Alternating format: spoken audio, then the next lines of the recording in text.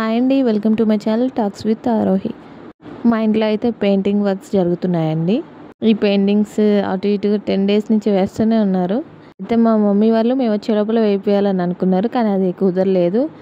చేసేవాళ్ళు day by day వస్తున్నారు, అందుకని చాలా లేట్ అవుతుంది. ఇవాళ అయితే మా అక్క వాళ్ళు కూడా రాబోతున్నారు. చూడండి ఇల్లంతా ఎలా ఉందో. పెయింటింగ్స్కి అయితే అటు ఇటుగా 30,000 పట్టిందండి.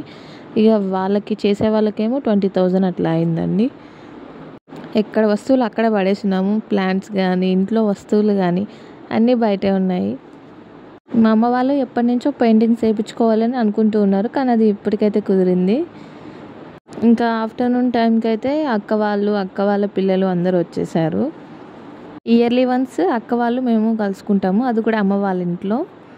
అక్కకేమో 2 ఆడపిల్లలు, ఒక బాబు. ఆడపిల్లలేమో సైలెంట్గా ఉంటారు, కానీ ఆ బాబు మాత్రం చాలా తులిపి.